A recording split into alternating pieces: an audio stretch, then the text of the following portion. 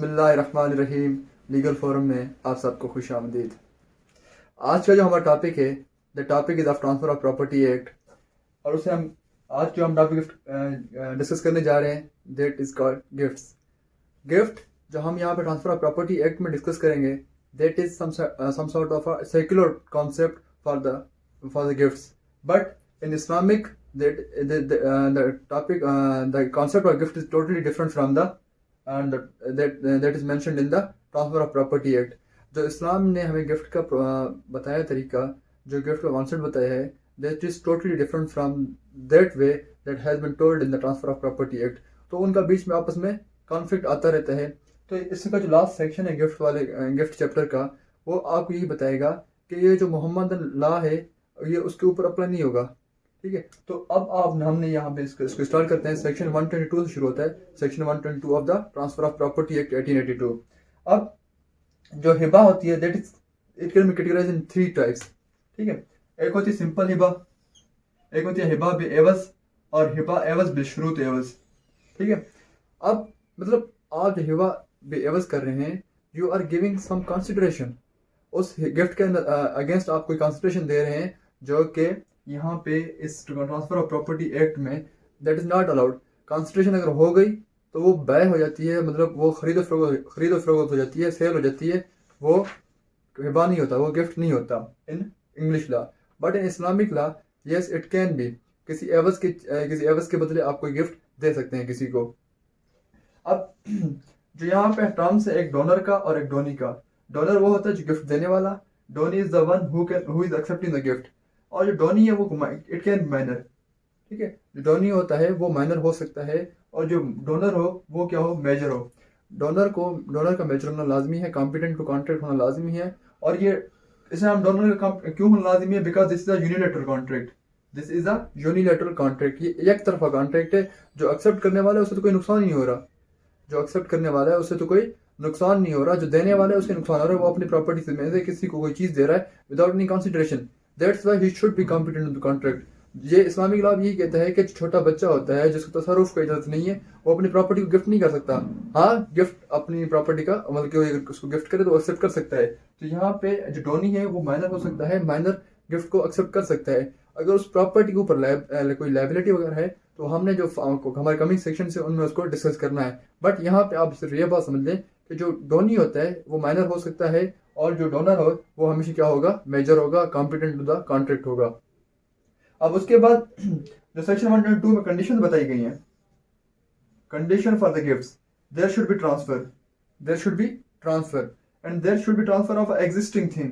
अब existing thing movable भी हो सकती है, इमूवेबल हो सकती है। अब इस्लामिक लॉ गिफ्ट का ये कहता है कि आप एक इमूवेबल चीज को, जो भी मौजूद एग्जिस्टिंग नहीं है चीज, जो भी आनी है चीज, मतलब फ्यूचर में एग्जिस्ट करेगी, आप उसको गिफ्ट कर सकते हो। लेकिन in English law and transfer of property act you can not gift the property which is not existing. अब एग्जिस्टिंग में चाहे मूवेबल प्रॉपर्टी चाहे इमूवेबल प्रॉपर्टी हो, आप दोनों को गिफ्ट कर सकते हैं, but the condition is that property should be existing whether immovable और movable. That should be voluntarily, a person should be making a gift voluntarily, not on the order of the court, या किसी मतलब कोई application के तहत वो किसी को दे रहा हो तो वो गिफ्ट नहीं होगा।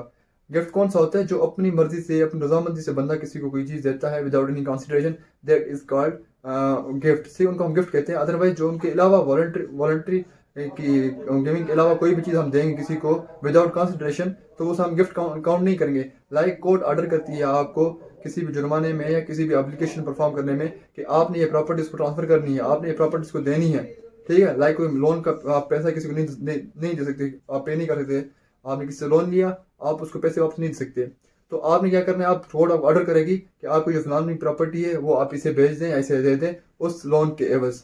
ठीक है, तो that is not a gift, but gift should be a voluntary. ठीक है, और उसके बाद it should be without consideration, there should not be consideration and it should be accepted, और उसे एक्सेप्ट करे। जो डोनी है वो उसको एक्सेप्ट करे, तब जाके वो गिफ्ट ठीक होता है। Otherwise that gift is avoid. When the donee does not accept the gift is void. अच्छा, अब ये क्या थी, कंडीशंस थी, that there should be transfer, there should be the property should be existing, and the transfer should be the voluntary transfer, and it should be without consideration, and it should be accepted. अब देखें, अब acceptance कैसे होती है। अब acceptance तब हो सकती है जब डोनर जिंदा है, आपकी डोनर की लाइफ में आप अगर डोनी एक्सेप्ट कर लेता है that gift is legal, that gift is not wide. ठीक है, अगर डोनर फोर्थ हो जाता है, डोनर की डेथ के बाद donee has no right to accept that gift, अगर वो एक्सेप्ट कर भी लेता है तो वो गिफ्ट वाइड हो जाता है। ठीक है, और उसके बाद while capable of giving, for suppose वो आज आपको गिफ्ट कर रहे हैं और आप आज एक्सेप्ट नहीं कर रहे, लेकिन आप 5-6 महीनों के बाद वो गिफ्ट को एक्सेप्ट करने के लिए राजी हो जाते हैं, लेकिन उस टाइम उसके पास वो कैपेबल नहीं होता उस चीज़ को आपको देने का। फॉर सपोज उसने उसके ऊपर कोई लोन ले लिया है मॉर्गेज दे के, मतलब उसको प्रॉपर्टी को मॉर्गेज रखवा दिया है, या उसने कोई प्रॉपर्टी बेच दी है, या वो खुद दिवालिया हो गया है, तो वो फिर आपको गिफ्ट नहीं कर सकता। आप तब एक्सेप्ट कर सकते हैं जब वो जिंदा हो, और तब एक्सेप्ट कर सकते हैं जब वो कैपेबल ऑफ गिविंग हो। ठीक है, ये दो चीज़ें हैं आप जब डोनी किस सूरतों में एक्सेप्ट कर सकते हैं, जब वो डोनर देने का भी हो और डोनर जिंदा भी हो। डोनी अगर मर जाता है, donee if dies before the acceptance that gift becomes void, उस गिफ्ट की फिर कोई वैल्यू नहीं होती। So this was all about the donor, जो टर्म्स थे, कंडीशंस थे, और कंडीशन के साथ साथ एक्सेप्टेंस आपने कैसे करनी है। अब सेक्शन 123 को डिस्कस करेंगे, that is related to the immovable property. अगर आप इमूवेबल प्रॉपर्टी को गिफ्ट कर रहे हैं, that should be done with the registered document. जो रजिस्टर्ड इंस्ट्रूमेंट होते हैं ना, आपने इमूवेबल प्रॉपर्टी को गिफ्ट करना है कैसे? रजिस्टर्ड डॉक्यूमेंट के जरिए। ठीक है, और उसकी डिलीवरी ऐसे करनी है जैसे कि आपने वो चीज़ बेच दी हो। आप जैसे आप देखें, आप कोई चीज़ बेचते हैं, उसकी डिलीवरी कैसे करते हैं, तो गिफ्ट की भी आप डिलीवरी ऐसे करेंगे जैसे आपने वो चीज़ बेच दी हो। ठीक है, और उसके बाद अगर आप कोई मूवेबल चीज़ है, आप उसको गिफ्ट कर रहे हैं, तो आपकी चॉइस है whether you do it with registered document और whether you do it orally. ठीक है, आप ऐसे कर लें या आप रजिस्टर्ड डॉक्यूमेंट कर लें। तो सेक्शन 123 डिफाइंस दिस कि इमूवेबल प्रॉपर्टी होगी तो उसको हमने कैसे करना है, हमने रजिस्टर्ड डॉक्यूमेंट के साथ करना है, और उसके साथ साथ उसकी डिलीवरी कैसे करनी है, डिलीवरी ऐसे होगी जैसे कि हमने वो प्रॉपर्टी बेच दी है। अब एक सेक्शन 124 है that talks about existing and future goods या फ्यूचर प्रॉपर्टी। अभी देखें, एक प्लॉट बंदे के पास पड़ा हुआ है और प्लॉट के साथ उसने अब उस पर घर बनाना है, अभी घर बना नहीं, उसने घर बनाना है, तो अगर वो कहता है किसी बंदे को ये प्लॉट भी आपको गिफ्ट है, मतलब that is existing property, and he says that I will make a build a home on this property and this will be also your gift. ठीक है, अभी देखो, एग्जिस्टिंग प्रॉपर्टी के साथ साथ आपने एक फ्यूचर प्रॉपर्टी भी उसको gift they the, so that hasn't any value, उस गिफ्ट की कोई वैल्यू नहीं होती और वो गिफ्ट वाइड होता है। ठीक है, तो जो एग्जिस्टिंग के साथ अगर फ्यूचर प्रॉपर्टी लग जाए in gift, so that gift becomes void. That is discussed in section 124। Section 125 says gift to several donees. अब देखें, एक property P1, property P2, property P3। अब हम ये एक ही बंदे की प्रॉपर्टी है, ठीक है, और फॉर सपोज एक प्रॉपर्टी ऐसी है, एक घर है, उसमें 3 स्टोरीज हैं, first story, second story and third story. The first story is for A, second story is for B and third story is for the C। If any one of them rejects to accept, ठीक है, वो अब accept करने से reject मतलब मुकर जाता है कि मैंने उसको एक्सेप्ट नहीं करना आपकी गिफ्ट को, तो वो जो एक्सेप्ट ना करने वाला है उस हद तक वो गिफ्ट क्या हो जाएगा, वाइड हो जाएगा। बाकी जो एक्सेप्ट कर रहे हैं उस हद तक वो गिफ्ट क्या होगा, लीगल होगा, वो वाइड नहीं होगा। तो ऐसा नहीं है कि वो जो उसने डिनाई कर दिया गिफ्ट को एक्सेप्ट करने से, जो 2 बंदे और हैं उस प्रॉपर्टी में, वो किसी मतलब फॉर सपोज अगर 3 क्या कहते हैं स्टोरीज हैं घर की, पहली स्टोरी A के लिए, दूसरी स्टोरी B के लिए, तीसरी स्टोरी C के लिए, अब B रिजेक्ट कर देता है, तो ऐसा नहीं होगा आप A और C कहेंगे चलो यार B ने तो रिजेक्ट कर दिया है, चलो इसको हम आपस में तकसीम कर लेते हैं। सो द लेफ्ट प्रॉपर्टी या डिनाइड प्रॉपर्टी या decline property can not be divided between the rest of the acceptors. जो दूसरे वाले डोनीज होंगे उनके बीच में वो तकसीम नहीं की जाएगी। इसे कहते हैं डॉक्ट्राइन ऑफ अपॉर्शनमेंट। ठीक है, हर कोई अपना अपना पोर्शन को एक्सेप्ट करेगा, बाकी जो दूसरा पोर्शन है वो डिनाई कर रहा है तो वो दूसरों में तकसीम नहीं होगी। सो ये बेसिक कॉन्सेप्ट था। अब हम डिस्कस करेंगे कि गिफ्ट जब देते हैं और उस प्रॉपर्टी जिस पे गिफ्ट दे रहे हैं उसके ऊपर अगर कोई लाइबिलिटी है तो उसका कौन रिस्पॉन्सिबल होगा। या बंदे कुछ ऐसा करते हैं कि भाई अगर मेरे पास प्रॉपर्टी है, मॉर्गेज में रखी हुई है, तो मैं वो किसी को गिफ्ट कर देता हूँ, ठीक है, अपनी लाइबिलिटी से बचने के लिए मैं गिफ्ट कर देता हूँ, तो उनका क्या हैसियत होगी, क्या वैल्यू होगा, वो हमने डिस्कस करना है।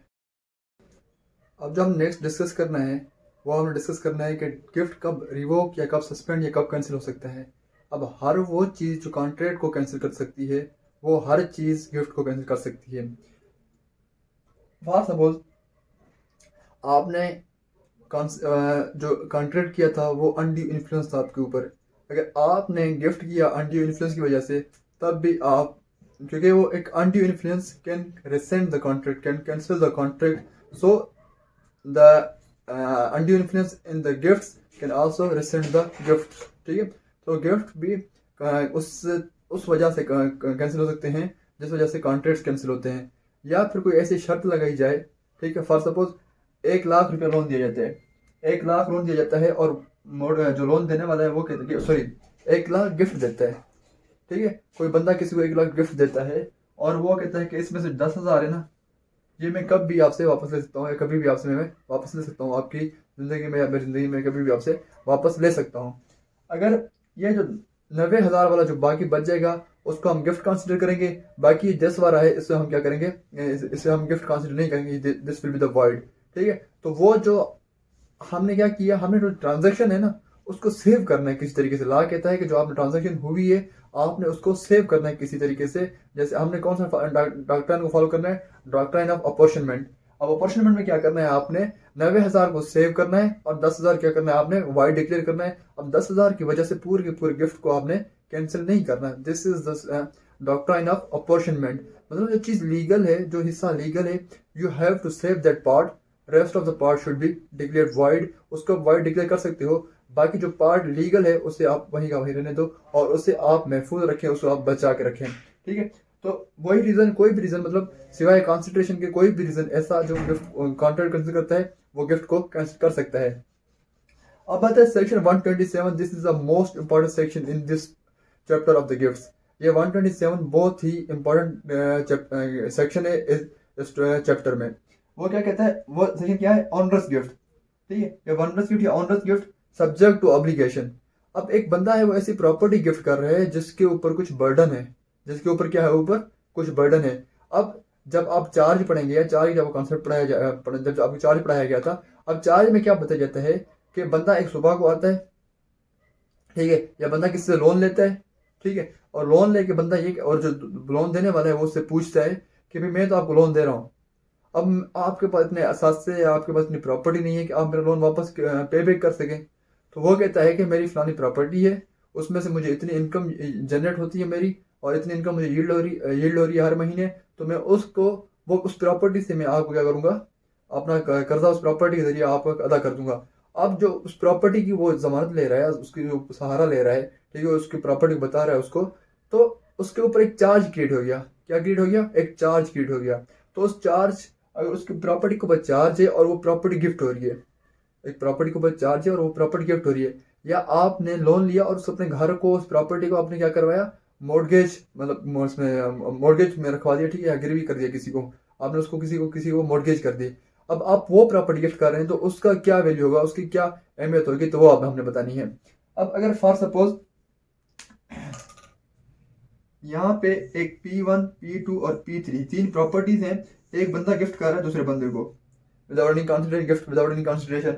अब उनमें जो P3 है, P3 is a burden property, उसके ऊपर कोई ना कोई बर्डन, कोई ना कोई ऑब्लिगेशन है, ठीक है, कोई ना कोई उस प्रॉपर्टी के ऊपर लायबिलिटी है, या किसी के पास मॉर्गेज पड़ी हुई है, या उसके ऊपर कोई चार्ज है, या उसका टैक्स वगैरह अदा नहीं किया गया, कुछ भी हो सकता है। ठीक है, तो अब ये क्या थी, ये सिंगल ट्रांसफर है। ये कौन सा ट्रांसफर है, सबकी सब प्रॉपर्टीज वो एक ही ट्रांसफर में गिफ्ट कर रहा है, और डोनी को अगर एक्सेप्ट करनी है तो वो पूरी प्रॉपर्टी, पूरी ट्रांसफर को एक्सेप्ट करेगा।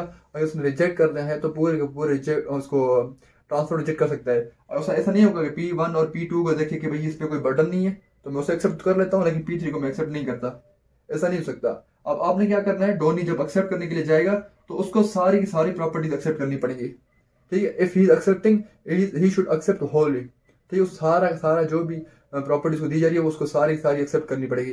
अगर उसने रिजेक्ट करना है तो सारी की सारी रिजेक्ट करनी पड़ेगी। ठीक है, अगर रिजेक्ट करता है तो जो भी उसकी बर्डन प्रॉपर्टी का जो भी लायबिलिटी होगी वो डोनर के पास होगी। अगर एक्सेप्ट करता है तो वो किसके पास चली जाती है, डोनी के पास चली जाती है मतलब लायबिलिटी। अब अगर वो किसी ने किसी को लोन दिया हुआ हो, ठीक है, और वो किसी को प्रॉपर्टी गिफ्ट कर दे, अगर उसके पास, अगर जो डोनी है उसके ऊपर लायबिलिटी ना है तो वो तो फिर हर बंदा किसी को फ्रॉड करने के लिए उसे गिफ्ट करता रहेगा। अपना मतलब लोन लेगा, फिर लोन वापस ना देने के, मतलब उससे बचने के लिए वो क्या करेगा, किसी को गिफ्ट कर देगा प्रॉपर्टी को। तो ये तो था सिंगल ट्रांसफर के हवाले से। ठीक है, अब क्या आती है डोनर क्या करता है, P1 उसको देता है पहले गिफ्ट में, फिर देता है P2, फिर देता है P3, ठीक है। Now 3 different properties and 3 different transfers. अब उसमें से अगर कोई प्रॉपर्टी बर्डन है, उसके ऊपर कोई प्रॉपर्टी ऐसी प्रॉपर्टी है जिसके ऊपर कोई बर्डन वगैरह है, तो अगर वो यहाँ पे ट्रांसफर क्या है, ट्रांसफर इज सेपरेट। वहां पे क्या थी, सारी सारी प्रॉपर्टी एक ही ट्रांसफर में वो गिफ्ट कर रहा था। यहाँ पे P1 को उसने अलग से गिफ्ट किया है, P2 को अलग ट्रांसफर से गिफ्ट किया है, P3 को अलग ट्रांसफर से गिफ्ट किया है। तो यहाँ पे क्या होना है, यहाँ पे जो उसने एक्सेप्ट करना तो उसकी मर्जी होली करे, उसने एक्सेप्ट करना तो उसको पार्टली एक्सेप्ट कर ले। P1 और P2 को एक्सेप्ट कर ले क्योंकि उनके ऊपर चार्ज नहीं है, P3 को एक्सेप्ट ना करे क्योंकि उसके ऊपर चार्ज है, वो बर्डन प्रॉपर्टी है। तो जब सिंपल सेपरेट ट्रांसफर होगी तब क्या होगा, you can accept it wholly और पार्टली। अगर आपने उसको होली एक्सेप्ट कर लिया, जो उसकी लायबिलिटीज है वो आपकी तरफ शिफ्ट हो जाएंगी, डोनी की तरफ शिफ्ट हो जाएंगी। अगर आपने उसको रिजेक्ट कर दिया, उस प्रॉपर्टी की जो बर्डन प्रॉपर्टी थी, तो वो लायबिलिटीज किसके पास रहेंगी, डोनर के पास रहेंगी। अब एक बंदा है माइनर है, अब माइनर किसी गिफ्ट को एक्सेप्ट कर रहा है, किसी ऐसी प्रॉपर्टी को एक्सेप्ट कर रहा है जिसके ऊपर क्या है, कोई चार्ज है, कोई ऑब्लिगेशन है। अब वो प्रॉपर्टी जब माइनर एज ऑफ मेजॉरिटी को सीक करता है, जब एज ऑफ मेजॉरिटी को आ जाता है, तब माइनर के पास अख्तियार है कि वो उसको एक्सेप्ट करे उस गिफ्ट को, या उस गिफ्ट को रिजेक्ट कर दे। अगर गिफ्ट को एक्सेप्ट कर रहा है तो उसके साथ साथ वो जो लायबिलिटीज है उसको भी एक्सेप्ट कर रहा है। अगर उसको नहीं कर रहा, मतलब गिफ्ट को एक्सेप्ट नहीं कर रहा, तो वो क्या कर रहा है, वो लायबिलिटीज को एक्सेप्ट नहीं कर रहा। अब फॉर सपोज सिंगल ट्रांसफर होगी तो उसने रिजेक्ट करना है होली, या होली रिजेक्ट करना है, या पार्टली सॉरी होली रिजेक्ट करना है, या होली एक्सेप्ट करना है उसे, ठीक है। अब अगर वो सेपरेट ट्रांसफर से, तो उसकी मर्जी है, वो उसको होली क्या कहते हैं, पार्टली एक्सेप्ट करे या पार्टली रिजेक्ट कर दे। तो ये था किसके बारे में, सेक्शन 127 के बारे में, कि ये इसका मकसद क्या रखा गया है। इसका मकसद ये रखा गया है, अच्छा पहले सेक्शन 128 डिस्कस कर लेते हैं, उसके बाद हम इसका मकसद बताते हैं। 128 ये कहता है यूनिवर्सल डोनी। यूनिवर्सल डोनी कहता है ठीक है, जो भी चीज़ें मुझे दे दो, मुझे मैं गिफ्ट को कबूल कर लेता हूँ, उसके ऊपर जो ऑब्लिगेशन है, जो भी चार्जेस हैं, जो भी मॉर्गेज आपको किसी को लोन देना है, क्लियर करना लोन, मैं सब कुछ क्लियर करने के लिए तैयार हूँ। मतलब वो हर ऑब्लिगेशन जो भी प्रॉपर्टी होती है उसको एक्सेप्ट कर ले, तो उसे हम कहते हैं यूनिवर्सल डोनी। हर चीज कबूल कर ले, ठीक है, मतलब उसके साथ प्रॉपर्टी कबूल करे जो गिफ्ट में मिल रही है, उसके ऊपर जो ऑब्लिगेशन है उसको कबूल करे, बाकी जो सारी चीजें उसको मिल रही हैं उन सबको एक्सेप्ट करे, तो हम कहते हैं यूनिवर्सल डोनी कहते हैं। अब यूनिवर्सल डोनी के उसके अगर प्रॉपर्टी उसने कोई भी एक्सेप्ट की जिसके ऊपर ऑब्लिगेशन थी, तो अब यूनिवर्सल डोनी जो है, यूनिवर्सल डोनी क्या बन जाएगा, उन सारी चीज़ों का रिस्पॉन्सिबल बन जाएगा। अगर किसी ने किसी को लोन दिया हुआ उस प्रॉपर्टी के ऊपर जो गिफ्ट की गई है, तो अब वो जिसने डोनर उसके पास नहीं जाएंगे, अब डोनी के पास जाएंगे, क्योंकि डोनी को पता था कि इसके ऊपर क्या कहते हैं ऑब्लिगेशन थी, या उसको पता रखना चाहिए था कि वो ऑब्लिगेशन है कि नहीं है। तो जब वो उसके, तो किसके पास जाएंगे, जो भी उसके जिन लोन दिया था वो उनके यूनिवर्सल डोनी के पास जाएंगे, या किसी जिस डोनी के पास जाएंगे 127 में या 128 में, उस डोनी के पास जाएंगे, अपना कर्जा वगैरह, अपना जो भी उनकी उस प्रॉपर्टी के ऊपर कोई भी चार्ज वगैरह क्रिएट हुई पड़ी थी, तो उसको क्लियर करने के लिए कहाँ पे जाएंगे, डोनी के पास जाएंगे, सेक्शन 127 और सेक्शन 128 के तहत। अब इसका मकसद क्या है, ये जो सेक्शन 127 और 128 बताया गया है, इसमें ये बताया गया है, इसका मकसद ये है कि जो क्रेडिटर्स हैं जिन्होंने कर्जा दिया है, सिर्फ उनको डिफ्रॉड करने के लिए गिफ्ट ना किया जाए, उनसे बचने के लिए, उनको पैसे वापस देने के लिए गिफ्ट ना किए जाएं, ठीक है। तो उनसे उनसे धोखा करने के लिए गिफ्ट ना किए जाएं, उनको हमेशा प्रोटेक्ट किया जाता है। जो भी लोन देने वाले होते हैं उनको हमेशा लॉ प्रोटेक्ट करता है, ठीक है। तो अगर कहीं मतलब गिफ्ट के जरिए उसका लाइबिलिटी खत्म हो जाती है, तो फिर तो कोई फायदा नहीं हुआ। इसकी वजह से जो लाइबिलिटी होती है वो ट्रांसफर होती है डोनी की तरफ, डोनर से डोनी की ट्रांसफर होती है अगर उस प्रॉपर्टी के ऊपर कोई ऑब्लिगेशन होती है। तो जो जिन्होंने लोन दिया है उनका हक हमेशा क्या रहता है, महफूज रहता है, और उनकी जो भी क्या कहते हैं लाइबिलिटी है उस प्रॉपर्टी के ऊपर, वो हमेशा महफूज रहती है। अब सेक्शन 129 जो इसका लास्ट सेक्शन है, जैसे मैंने स्टार्ट में बताया था, कि सेक्शन 129 ये कहता है कि ये जो भी लॉ है, ये इंग्लिश लॉ है, सेक्युलर कॉन्सेप्ट है, ये इस्लामिक लॉ नहीं है। इस्लामिक लॉ और इसमें बहुत सारा तजाद है, ठीक है। जैसे इस्लामिक लॉ कहता है कि भाई आप जो ऐसी चीज़ जो मौजूद नहीं है आप उसको गिफ्ट कर सकते हैं, लेकिन यहाँ पे आप गिफ्ट नहीं कर सकते। आप किसी एवज के बदले कोई चीज़ गिफ्ट कर सकते हैं, लेकिन इंग्लिश लॉ में आप नहीं कर सकते। तो ये लॉ कहता है, सेक्शन 129 कहता है कि ये कोई जो मुस्लिम लॉ है उसको इफेक्ट नहीं करेगा। मुस्लिम लॉ जो मुस्लिम प्रैक्टिस करते हैं लॉ किसके हवाले से, गिफ्ट के हवाले से, तो उसको इफेक्ट नहीं करेगा, ठीक है। और उसके साथ साथ जो मोटिस काजा के मर्जुल मौत के दौरान जो एक स्टेटमेंट दी जाती है जिसे हम विल वगैरह कहते हैं, और उस विल के ऊपर भी अप्लाई नहीं होगा। बाकी ये लॉ कहाँ पे अप्लाई होगा, ये लॉ जो यहाँ पे जो सिचुएशन दी गई है वहाँ पे अप्लाई होगा। अगर यहाँ पे मुस्लिम लॉ आ जाता है तो जहाँ पे अगर कहीं मुस्लिम लॉ फॉलो हो रहा है तो वो मुस्लिम लॉ उसको देखेगी, ठीक है। तो वहाँ पे मतलब ये उसको इफेक्ट नहीं करेगा मुस्लिम लॉ को, ठीक है। ये मुस्लिम लॉ को इफेक्ट नहीं करेगा, क्योंकि फिर आपस में फिर बाद में कॉन्फ्लिक्ट हो जाता। तो इस वजह से उन्होंने ये प्रोविजन डाल दी कि ये मुस्लिम लॉ को इफेक्ट नहीं करेगा। सो ये था गिफ्ट्स का चैप्टर, सेक्शन 122 से लेकर सेक्शन 129 तक ट्रांसफर ऑफ प्रॉपर्टी एक्ट 1882 में। अब देखिए गिफ्ट कौन कर सकता है कौन नहीं कर सकता, उसकी कंडीशंस क्या थी, वो सारी की जो हम डिस्कस की। डोनी जो होता है वो माइनर हो सकता है, लेकिन donor must be a competent of the contract because it is a unilateral contract. That's why one party should be the competent of the contract but it should be the donor. Okay, उसके बाद हमने discuss किए थे कि भाई जो section 127 that is important section, आपको इसमें सिचुएशन मैंने आपको बताई वो आपको याद रखनी चाहिए। उसके साथ जो यूनिवर्सल डोनी है उसके बारे में आपको पता होना चाहिए। अब देखें ना, ये सारा क्या किया जा रहा है, जो इसने लोन दिया उन सबको प्रोटेक्ट करने के लिए ये सारी की सारी प्रोविजंस डाली गई हैं। तो this is a brief concept, this is a brief explanation of this chapter.